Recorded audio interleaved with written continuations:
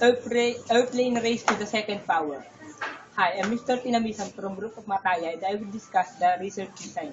This study used descriptive method in gathering the information needed in knowing the different idea, reaction of respondents, and collecting the different variety of data and information.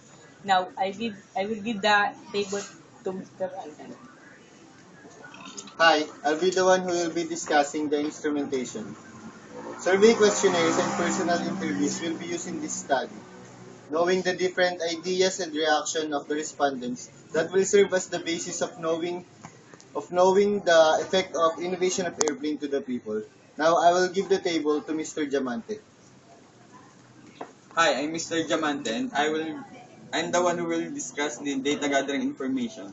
Our group decided to conduct surveys and interviews from Ninoy Aquino International Airports Company, interacting with the NAIS personnel and discussing the possible ways on how to add speed by improving the airplane's engines. Now I will give the table to Mr. Manlugon.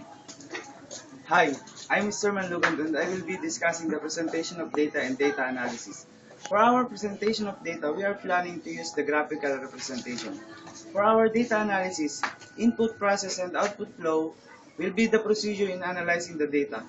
Gathering the desired numbers of the respondents as the sample population and getting the desired idea or the information using the interviews and surveys conducted in the area of the study. And now I will be giving the table to Mr. Mataya. Hi, I'm Mr. Mataya, and I will be discussing the conclusion and recommendation. Therefore, we conclude that when the airplane speed exceeds from the speed of sound, it will create sonic boom that can destroy our eardrum. But when the airplane can move faster, it will give us more advantages. For our recommendation to all people, dream high, reach high, goal high, aim high, higher than the airplanes.